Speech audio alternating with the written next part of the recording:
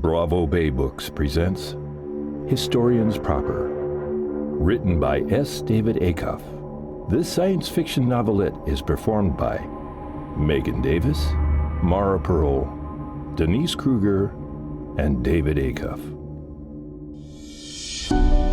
Chapter 4. Dee stepped through the shimmering portal into the Winstead foyer. With a ceiling so high you couldn't even see it. Or perhaps it was a wall and this was the ceiling. It was hard to tell in here. Each step left a gold footprint residue. When she stopped, the bottom of her feet tingled through her boots. She knew she was being probed. Boy, were they in for a surprise.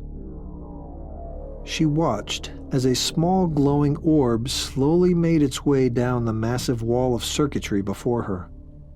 Once it was waist level, the ball enlarged to about a 7-foot diameter and a large, portly man stepped out onto the terrace. He was clearly a head taller than Dee and sported a loose-fitting lime green jumper, the rage of all the school kids in the new domain. Harris broke the uneasy silence. "I was expecting someone else," he said, eyeing her up and down curiously. "That's fine." Dee smiled pleasantly. Harris circled around her slowly. He left no footprints, Dee noted. "What are you?" he asked finally. How existentially droll," she said, cocking her head sideways. "Quite simply, I'm a hunter, like you." She was suddenly lifted into the air and suspended by an unseen force. No, Harris smiled. Not like me at all." An energy beam shot down from on high, passed through her chest and into the floor, leaving her skewered there, writhing in agony. "Should have warned you, this data probe may pinch just a smidge." Harris flicked a finger and Dee's screams were silenced. She was still screaming, just not audibly. The actual words mute appeared beside her and Harris continued. "It was all very clever indeed, how you made your way into our system, the way you found me." Harris opened a data window to see the results of the data probe.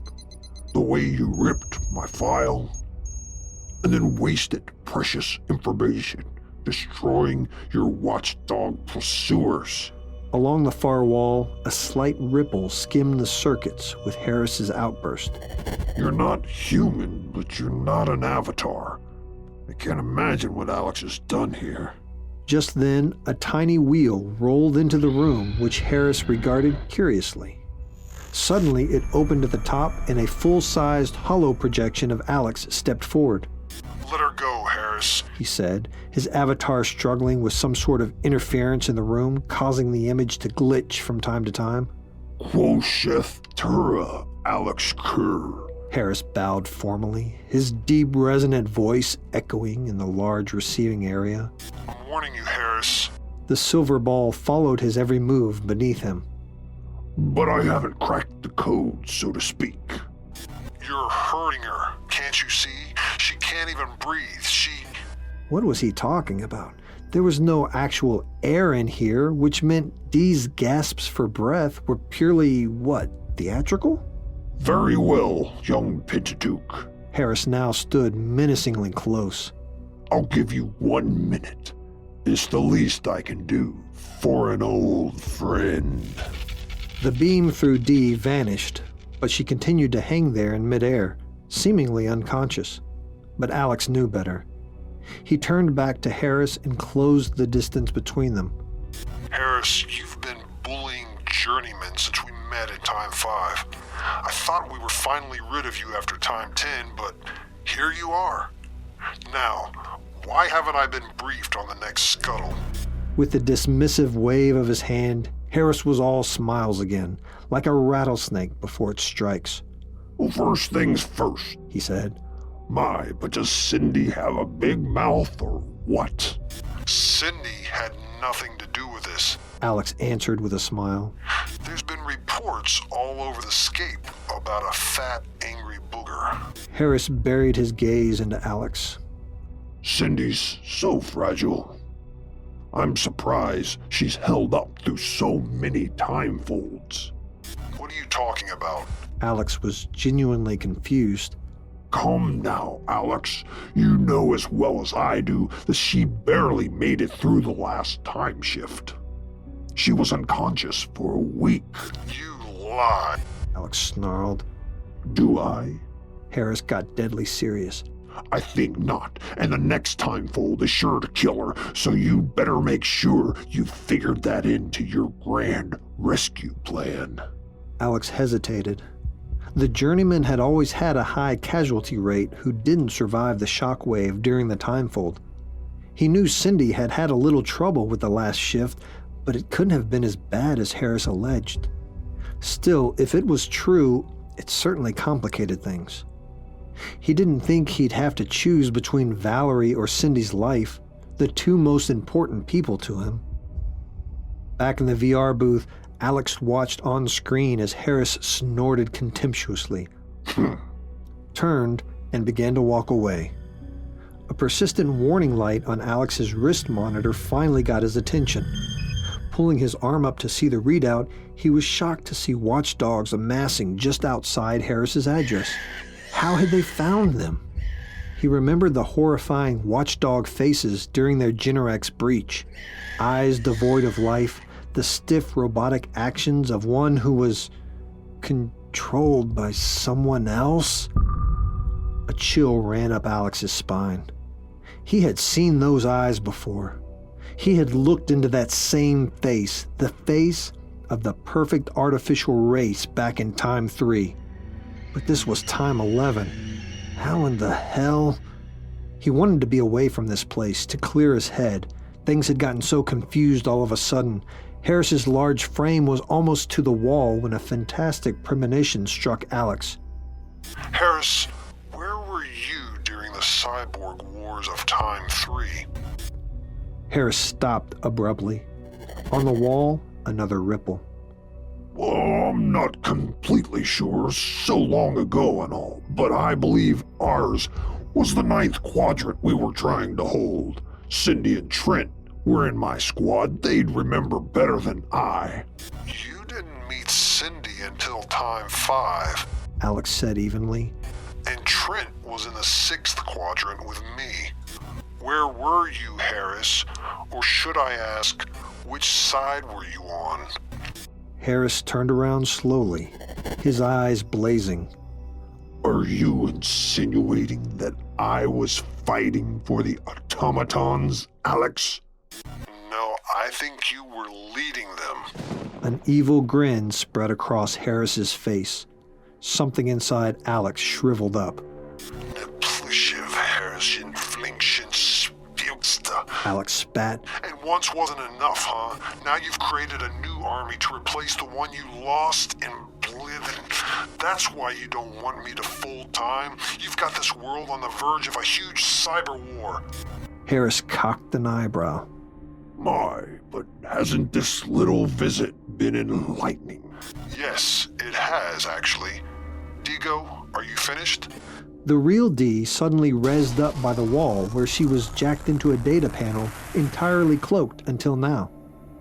Could have used a few more cycles, but thanks for spoiling the surprise, Master. Gold footprints materialized, leading over to where she'd been accessing information the whole time. Harris looked over at her and then up at the other Dee, still hanging in midair. What's going on? The unconscious decoy above them glitched a few times and then disappeared. The real Dee walked back over to Alex as Harris backed slowly away from them both. You stumbled onto something so big you don't even realize. Harris growled at them. A small door slid aside on the floor and a spinning red orb floated up to Harris. He continued, Before I scramble your minds all over the cyberscape, let me just say, you have been a thorn in my side from Time 5 and... Dee fired a bolt of energy into the red ball of light. She scooped up the comm device and jumped back through the terrorist portal, plowing into a large group of watchdogs. Alex's avatar blinked away, but he was still connected to the device that Dee tucked behind her ear. There would be a microsecond delay as her energy bolt synergized the virus, but then she keyed for her carrier disc as dozens of guards brought weapons to bear. She jumped on the disc, slashing at the closest dogs with her kinetic blade flashing to and fro, and mowed through the forward section. The explosion from the viral conductor burst through the portal walls, consuming the entire unit, and continued to replicate and spread as it devoured. We've got to get you an exit portal outside the Generex core so you can bounce out of here, D. Alex yelled into comms. D had turned several corners, but they could hear the distant rumbling of the advanced bubble of destruction. The world was literally eating away at itself and collapsing inward. Ducking low-hanging cables and lifting over jagged outcroppings, D raced on through the cyber streets. Finally pinging an exit, they took the left fork of an intersection and the corridor widened out. In the distance, they could see a squad of 6 watchdogs. D squatted low when suddenly all 6 watchdogs were overtaken by the impact of an even bigger bubble of energy pressing down on them. The antivirus. It also spread quickly, and everything it consumed was frozen safely inside. The distance between the 2 walls was closing at an exponential rate. Hearing the exit uplink confirmed, a laser wire appeared from the sky, and D had only to touch it and was instantly transported back up to the floor of the VR booth. Oh, that was a close one. He swallowed hard. D opened a data window running some system maintenance. Harris's virus has been crushed, She said. but not before substantial damage to Generex. That ought to slow him down. Alex exhaled deeply. The blade function blinked out of sight before impact. Too bad. Would have been nice to delete him once and for all. D opened another window with a schematic. While you were distracting Harris, I was able to access his system logs. Alex, I know the location of the time raid. She swiped the window and it slid across to Alex's wrist pad. Thanks, D. You saved my ass back there. It's a great ass. A flirt module? Come on, D. D shrugged. They both stood to their feet, and he took hold of D's shoulders. D, you passed the test. The sad part is they're gonna shut our department down big time after they find out about all of this. So you can't stay here, or they'll delete you. They could try. Alex ejected a small blue carbon stick from the panel beside him and handed it to D. This is me? She asked. Alex nodded. So be careful. Never. She smiled. Careful is boring. She triggered another portal out of the VR booth and then walked over to the edge of it. Where will you go? Wherever I am needed, I guess. D shrugged. Hey, you want iconic goodbye speech module? No, just go already. Alex said. You're gonna miss me. D smiled Alley-oop. and backflipped out of the portal and into the cyberscape beyond. Alex sighed. There was still a lot of work to be done and not a lot of time. Computer, delete Project Generex. Delete Winstead file. Delete all Digo files. The computer chimed in compliance, and then millions of files began to erase themselves from existence, and the VR world around him began to dissolve into a boring white pod. Alex needed to contact Cindy. He needed to warn her about Harris before it was too late.